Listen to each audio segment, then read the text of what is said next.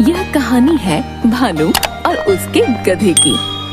भानु एक किसान था जिसके पास एक छोटी सी जमीन थी जहाँ वह रोज मेहनत कर फसल उगाता था।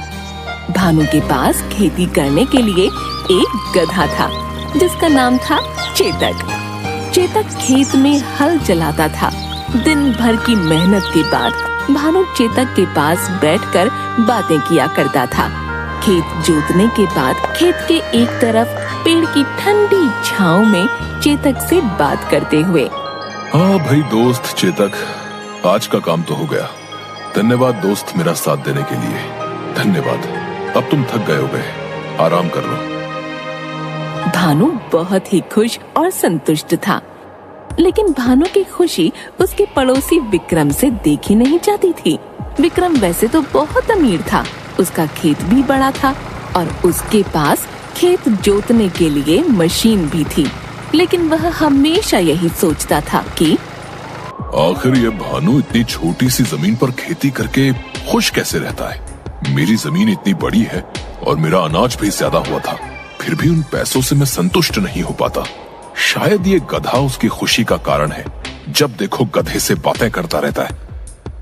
विक्रम भानु के पास गया। अरे भाई भानु, मुझे एक गधा खरीदना है। लेकिन भाई तुम्हारे पास तो खेत जोतने के लिए मशीन है। वो तो है, लेकिन क्या है कि मशीन से सारा काम नहीं हो रहा, तो सोच रहा हूँ कि एक गधा ही खरीद लूं। तो खरीद लीजिए, मुझे तुम्हारा गधा बहुत पसंद है। क्या तुम इसे मुझे बेचोगे? मैं तुम्हें इसके अच्छे दाम दूंगा। नहीं नहीं भाई, बुरा मत मानिए, पर मुझे मेरा गधा नहीं बेचना है।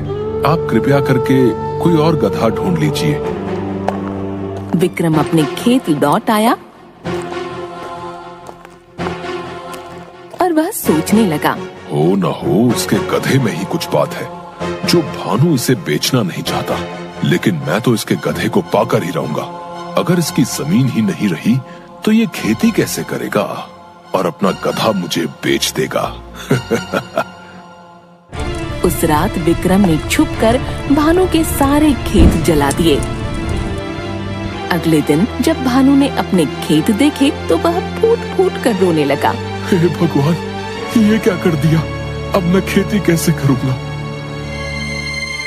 विक्रम भानु की ऐसी स्थिति देखकर बहुत खुश था। अब आएगा ऊंट पहाड़ के नीचे। देखता हूँ अब अपने प्यारे गधे को ये कैसे नहीं बेचता है। विक्रम नाम है मेरा, विक्रम।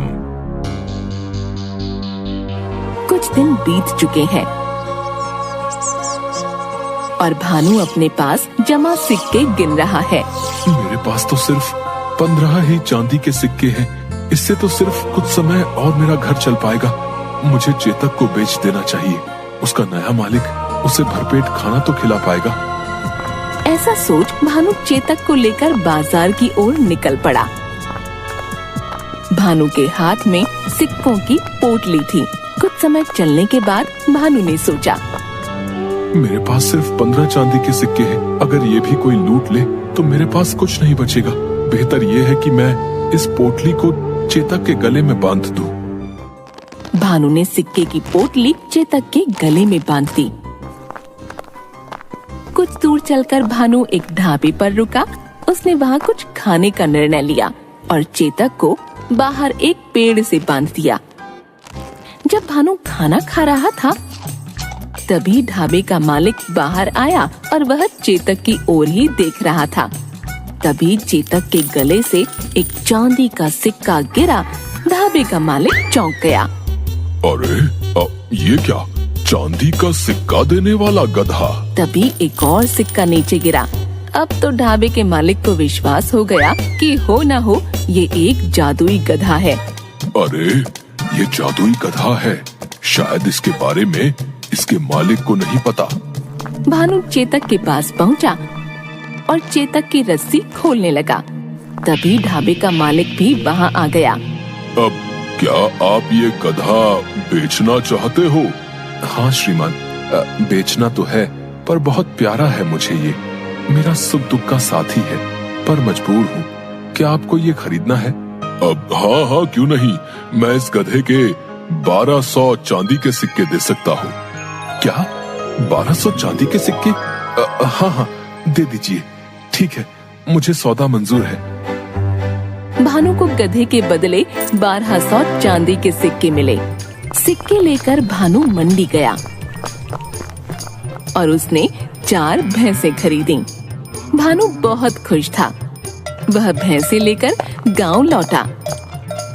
भानु ने भैंसों का तबेला खोल दिया और दूध का व्यवसाय करने लगा।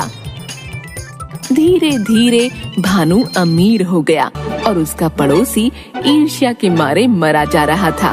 भानु का गधा उसके लिए जादुई गधा साबित हुआ।